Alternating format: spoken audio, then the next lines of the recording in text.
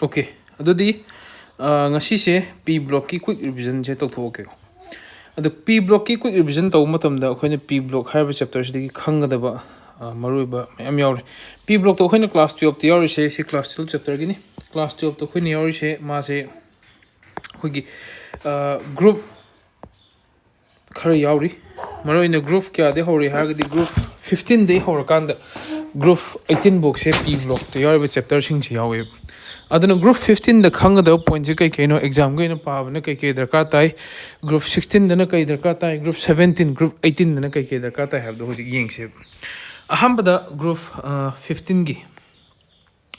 ai han yeng si group 15 da khoina kai pa darkar ta ni have the yeng si ko first part in khangali se group 15 the general characteristic yeng darkar tai have the group 15 have elements in the electronic configuration gi the general niko moi general character have any electronic configuration do yeng birani atomic size yeng birani ionization enthalpy yeng birani electron gain enthalpy yeng birani oxidation state yeng birani ma se khoina 5 mark hangba chapter ma ya oibanina council da number sigi chapter se adumatic 5 mark yam hangre adu mamang chahi desu adum hangi aduna handak su hanga kani habi thajabale aduna ahamba general characteristics sim yengbiro yam line yam sangna idra su line aten khara hadi aina khangba ngamba line aina expand tawjaba ngamba wahi khara khangaga expand tawjaba ngamba gadi aduna hen diam phai ko adu mi yengani next the anomalous property of nitrogen yengani nitrogen je khoi gi group 15 de lebe element ni first element ni ma se atopa rest member of the family ga maga property khetna mayam laiba anomalous have the different have ni ko khetna property have ni hal khetna property se si sim to ko yeng badar ka tai anomalous property of nitrogen sim jing biro si sim yeng biro next si ham jing biro mathang si sim yeng biro anomalous have do in have the khetna but different have ni ko different property have ni next to ammonia gi la nitrogen da ammonia gi preparation yawbani adu Haber process ki mating digi to preparation je Masi yung batar tai Haber process ki preparation yung matam na nang yung do se reaction yung view adigi magi enthalpy value yung view do condition yung view condition abdi Haber process to matam da kai condition darkar tai koi textbook ki Haber process ki part yawbani adu mi yung birani next ammonia se kamaina koi gi metal ion detect to the sinagi habi reaction ji jo koi na textbook ti yawbani adu gi reaction yung birani maroina copper ion ga silver ion gi reaction ani bibani ammonia gi saruk ta loisalak koi saruk ta adu yung biro adi matung the osmol process la osmol process ta khoi nitric acid ki preparation ni ma se magi reaction ning view with percentage ai happy percentage ing view se ne ko percentage ing matam do khoi ni khang do se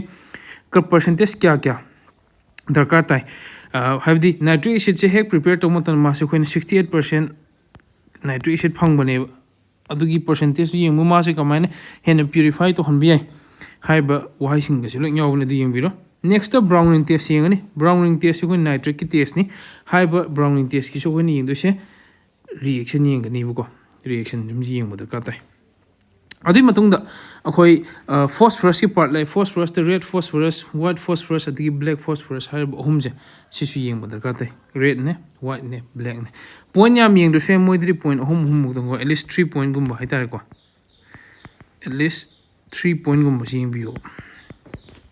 adi matung the phosphine gi uses adu very important uses in phosphine the uses home signal gi uses sim su yeng biro se phosphine gi uses lo sel ko dio bani very important ni oxidation of phosphorus lak matam the structure yeng din H3PO2 H3PO3 H4P2O5 H4P2O6 H3PO4 H4P2O7 haiba compound sing gi magi structure yeng biro ni aduga last in thammi se group 15 the yawa NCRT ki manung the index ka example question sing do sing and bio dona group 15 da ine khalli ba topic sing je sisima khwadi maru ba topic na tani aina maru oina khanba topic hai tara do sigi topic sing je yeng jalagadi agi motadi khar kana gani khali chamak pa ba do heng hangak jagadi ung farak tai dona mayam hangan ba yam toina hangan ba darkar tar property natraga point sing du yeng ba darkar tai adamai to the group 16 gi su ahamba the MPS general characteristic pire electron configuration atomic size ionization enthalpy electron gain enthalpy oxidation set mo sing yeng biro at least one line ibiro adu example am hapsan biro samana na ngasai du mane anomalous behavior of oxygen my reason ngasai du nitrogen heavily causing oxygen gi si matung do oxygen gi compound the ozone lai ozone gi preparation yeng bio reaction ne enthalpy change ozone gi the enthalpy change lai bani adu enthalpy change yeng bio next si ozone da khwadi darkar tawa part ni thermodynamical aspect of ozone se kai kai no NCERT the yawbani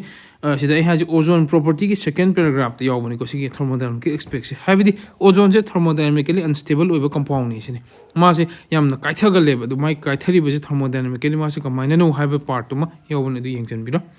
ozone depletion da reaction yawbani ai se haji NCERT ki ozone property du ki fifth para da yawbani ba adu si yengjan biro ozone depletion gi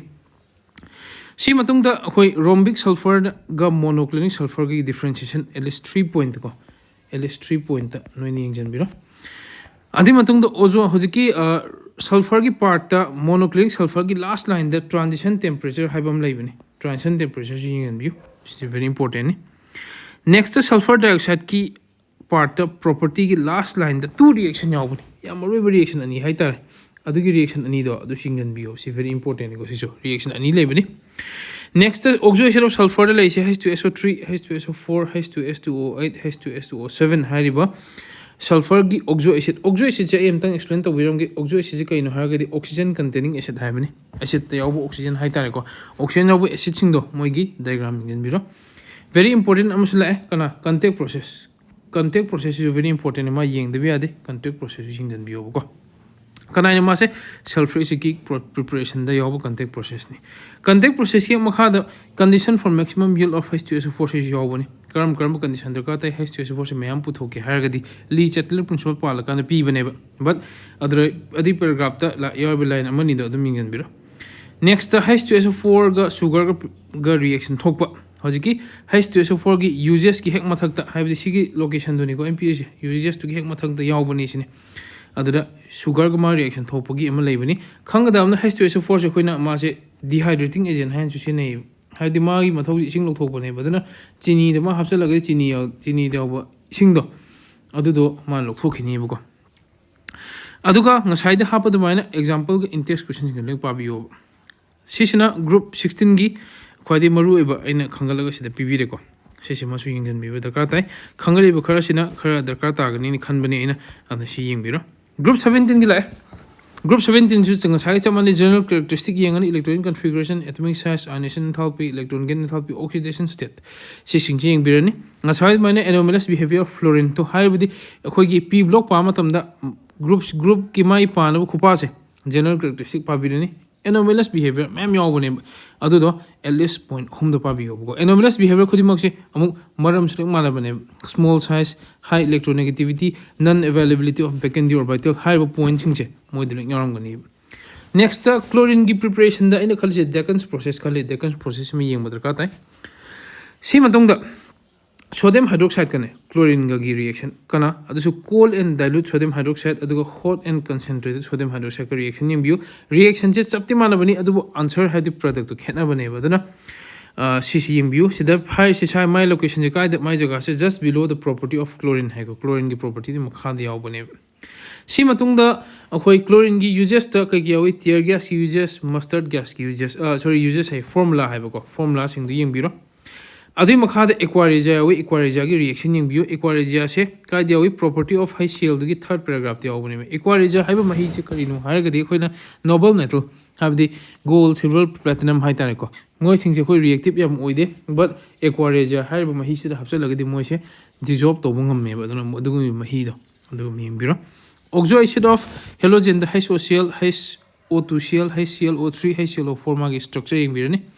inter halogen compound द definition yeng view preparation ji yam yeng dusian preparation khari yeng biro adigi shape yeng view magi state ha di magi lebe mo ma se solid oibra ma se liquid oibra ma se gas oibra ha bedo adugi yeng biro adigi interhalogen se hena halogen normal halogen di hena reactive oi kai maram gi no ha se yeng biro adu kai dia interhalogen gi property du gi second paragraph dia obone ko chamani se the group 17 gi su example gi in text question le ingsen bio yeah question na group 17 gi ne khangat pa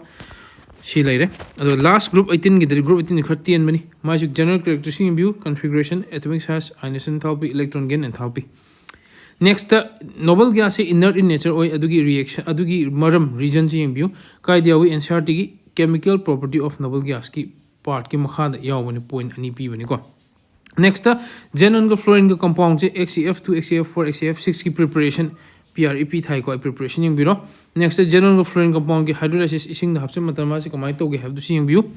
Adi makha da general go oxygen compound XEO3 XEOF4 XEOF2 hybrid reaction ching je lo ingjan biu. My preparation hai tare ko si je ingjan biu yam live preparation yaw buni XEF6 tagi sembal lay bani ising hapse la kan ko si ne hen live ne si oni ing biu ko.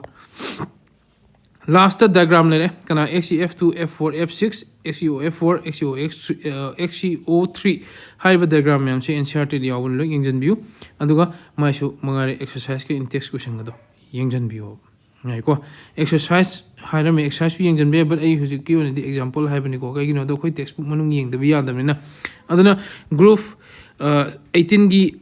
part khangal me group 17 part khangal le group 16 की part खंगल ले अदुगा group 15 की part खंगल ले हाइबा part से खादी मरु ओय हे खंगन बा कोई group 15 the osmolar process खंगन बनी अदि group 16 द हे खंगन बसे सिगी sulfur H2SO4 की contact process हे खंगन बनी Haber process खंगन बनी group 17 की दा कोई खंगन बा interhalogen याम खंगन बनी group 18 की दा xenon fluorine compound xenon oxygen compound याम खंगन बनी को दना सिगे सि यंग बिरो सिगे मतेंग दगी आइगी मोतदी खंगदौ माले ko group 15 gi leire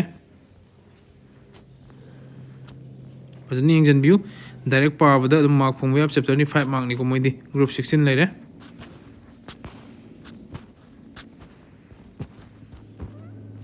NCERT ri yaw bo ngata ni ko si je group 17 leire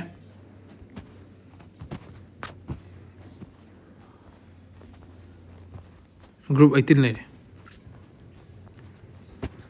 ne ko si engine biro aduga atopa chapter ai thagal lake ko